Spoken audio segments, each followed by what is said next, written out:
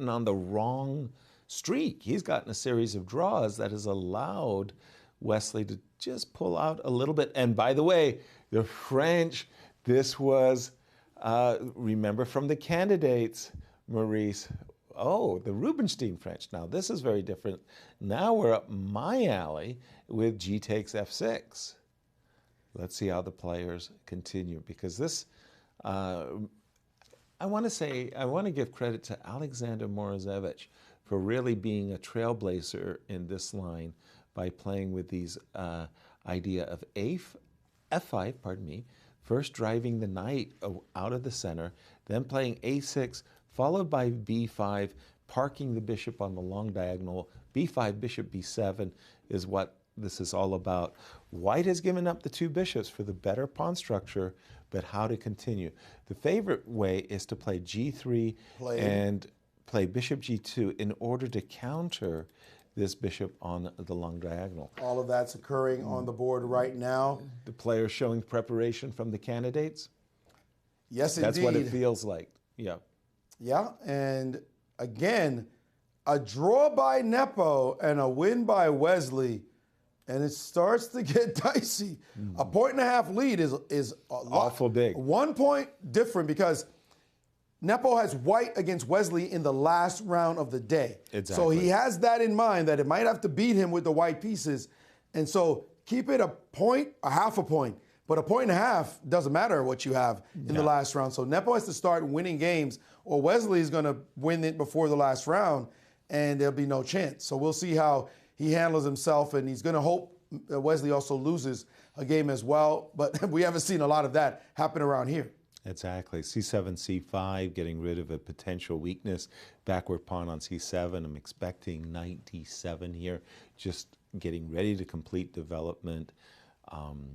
Knight D7, Queen E7, connect the rooks, or Knight D7, Queen C7. And the position starts to take shape as if it's an open Sicilian where black has magically traded off the E4 pawn. So it's starting to feel like Nepo has equalized. We'll see what happens in the next 2-3 moves. He's taking his time. I guess he's really contemplating C5 takes D4. Is this a good moment to liquidate the tension? But this is very peculiar, especially for Nepo. Nepo is one of the fastest players on the tour. He generally does not go into long things. That felt like 60 seconds to me, Maurice. I don't know exactly how long it was.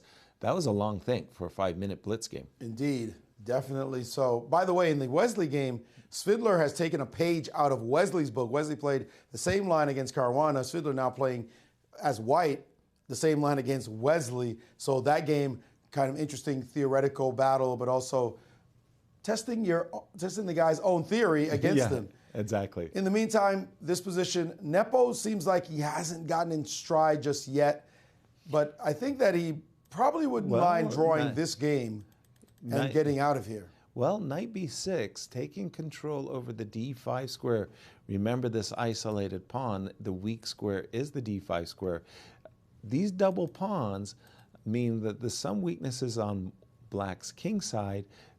Mvl targeting them with the move knight f6, looking to make some kind of strides on the king side, such as queen d2 and queen h6. Oh, that's a very cagey move, as it sets up ideas of bishop takes f3 and capturing this pawn on d4. Sometimes you play bishop takes f3 followed by rook on a7 to d7, a surprising move. Knight takes f6, queen takes f6. And knight surging now, jumping into the e5 square and saying, you're not going to get my pawn that easily, and also guarding the d7 square. So bishop takes on g2, king takes on g2, and the knight controls the d7 square, so rook cannot go there. The queen will end up on f3, but the black knight will be able to get to d5 and firmly blockade that pawn, and then look to see what can happen next. I'm feeling like those trades favored black to see these pawns, these pieces leaving the board. In principle, whenever there's isolated queen pawn position on the board, the player is playing against the isolated queen pawn looks to make as many trades, especially of minor pieces. And each trade really takes away the dynamic potential that the isolated queen pawn has. What is that potential? Well, it's that knight sitting on e5 on a protected square. But the knight can't do it alone. It needs help. And you're not just going to checkmate white with a knight on e5. You need like a bishop on h5, a rook on d7, et cetera, et cetera. All of these pieces that came off was helpful for Nepo. Queen d8. I think Nepo was getting concerned about the move queen a5 as a possibility, bringing his queen potentially to d5 with a check. Okay, makes sense. I kind of felt that the queen was good on f6. Seemed that way. Seemed like knight d5 would have been very natural to play. Yeah, but with the bringing idea, his queen back and with the idea knight d5, queen a5, rook c2 did not happen. No, queen d8 very strange on the board. But nevertheless, this queen check is annoying. It's really. Although it must be said, white does have queen g5 check if your queen leaves, like starts parking itself all over the place. So the queen leaving the king side seems to me to be a strange thing. And now rook to c1, highlighting this. If you trade rooks and then take on d4, then queen g5 check happens instantly, and white has zero to worry about. In that position, it will even start thinking about winning the game with a queen f6 idea. Exactly. Now, having said that, if I'm in black shoes, I start thinking about rook takes c1, queen takes c1, and f6 with the idea of winning this pawn. He played f6 right away. First, not deciding not to trade immediately, allowing black to trade. Or white to trade, yeah. Allowing white to trade, excuse me. Yeah. He takes, and knight back. The knight is headed to c5 to exploit. That was what I was thinking, that I didn't want to see the knight coming back to d3. Sorry to interrupt you, Maurice. But no, not at all. Good point. You're absolutely right. The knight coming to c5 is actually far more effective hitting a6 and e6 than it would have been on f3. That's why I was thinking rook c1, queen c1, f6, knight f3, and then you do something. Now the question is, what is the story after knight c5? Especially when we're not really sure where the black knight belongs in terms of activity. The knight would love to be on c6, attacking the pawn on d4. Just straightforward attacking. Now an offer of an endgame. I don't like this very decision specific at all. move. Wow, I don't like this decision at all. This knight ending for Nepo must be better. Looks better for black. Absolutely. To be sure, but is it enough? All day, because you've got ideas of knight a4, tickling the pawn, b3, knight drops into c3. Remember, you said you wanted your knight on c6. Once it gets to c3, it starts eyeballing e2. That's but knight a4, knight d3, though, Yaz. With knight d3. I apologize. Defending the pawn. Okay. So e5, play, takes, and now knight back, and the pawn is hanging. You cannot play king e6 because of knight to c5 check. But the knight can still go to c5. I'm sorry. I thought that black was in time to play knight a4. Knight d3, totally. Good morning, St. Louis. Yeah, put the kibosh on that idea. Now more it's looking coffee. very, very close to a draw, as white has no significant weaknesses to speak of. Neither does black. But black could play for e4 eventually and get the king up. The dream is e4, and as you were about to say, the active king could be significant, except knight c5. Again, this looks very, very consequent. King to e2, and here we go. e4 played. King e5, king d5, trying, I don't want to say a bit of hesitation right there by Mvl as he played knight back to b3. That move allows knight c4. Hello. Knight c4. That could be a wake up. d4. He has knight d4, b4. He does have knight c4 can be met by knight d4. And it has occurred. Now he could take on b2, take on b5, king to e5, and black feels like he's getting some space. And he's in no danger of losing. That's important. And he's done it. He's done it. Knight takes. And he's brought the knight back to keep the white king out of the game, also guarding his a-pawn, so no dangers there. White's king is stuck. White's going to have to solve this problem soon. Yeah, and there's always the possibility of a king march right through the center of the board towards And here comes the A2 king. pawn. And we've And seen knight c6 check. Be careful where you put your. It's the difficult way to put the king. King d5, knight e7 check. Right. But he can dance with this knight. And knight e7 check, king e6, knight c6. Wesley did draw his game against Fiddler, we're being told.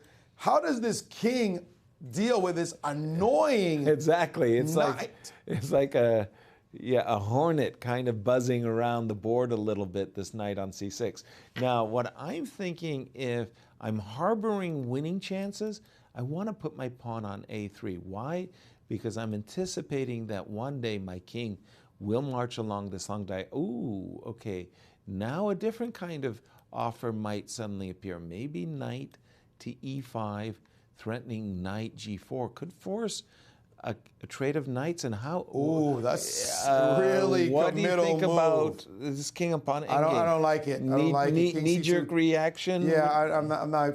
You're not a fan. Look, not a F4. Fan. Solving that problem with F4, and now king to F5, and now taking on F4. So still probably within drawing realm right now. That knight on C4, it's a beautiful piece restraining white, but it's not doing anything. It's just all it's doing. So it's going to have to find some place to go. As you mentioned, Yaz, knight to E5 is possible to go after the H-pawn. Yeah, well, one of the things it's kind of strange. The knight is, on the one hand, doing nothing, as you say. On the other hand, it does protect e3, which means that the move king g4 and king h3 cannot be challenged with the move king. Oh, that was a good decision by Mvl. By Mvl? You mean by white? Yeah, I was thinking that I wanted to keep the pawn on a4 in reserve. So in case of any king and pawn endgame, I wanted to have the tempo a3. And I think by forcing the pawn to a3, he's decreased black's chances. And he's just played the move f3. That feels like draw. I don't know. I mean, it's always felt like a draw. The e3 was a possibility there. But now all he's got to do is sacrifice the knight for the a3 pawn. Easier said than done. Well, wait a minute. You got to figure out a path. Knight a6 looks like a clear path. Knight a6. Knight e6 played. Knight e6 is a check. King c3. Knight c7. All right, so, now knight d6 is playable. And now knight d5 check and knight b4. And king b2, knight back to b4. Now, the issue of can you do anything here? And here goes that knight. It's going to go to c3 and take on a2. Okay, you're right. And there goes knight. He's got a trade idea in mind. He's going to trade knights on a2. Yes, and trap the black knight, and he's not giving him that chance. Right. He's trying to go after the other side, but it's not so easy. So knight takes a2 allows... Real blitz masters, these two, aren't they? Sneaky. Oh, that was nice idea. I thought Mvl was going to go after the h4 pawn, get into some kind of a crazy night ending, but that move was so nice. And now just maneuvering around and trying to aim for the h-pawn as well. He's got both thoughts in mind, does Nepo. He would love to steal the h-pawn somehow. Knight g4 is possible right now. Just it is. A little tricky move. Oh, he played it. Yeah. Knight g4. But king f4, knight f2, king g5, those pawns get traded, and then he's got to take the h-pawn. It's a race to the king. It's a race to the other side. Will it be enough? It looks like the king will appear just in time. I think so too. It's amazing. But is it true? Knight f2 to d1 to c3. The king is supposed to be slower than the knight. The king is slower than the knight. Isn't it slow by a tempo? It is. It is. It is. Oh, my There it word. is. He's going to take the pawn now, and there's no trade possible. He's got to figure out a way to somehow get at that pawn, but it's not easy. I don't believe it's possible anymore. It's not easy, and that's it. He has managed to win the game. What extraordinary fighting.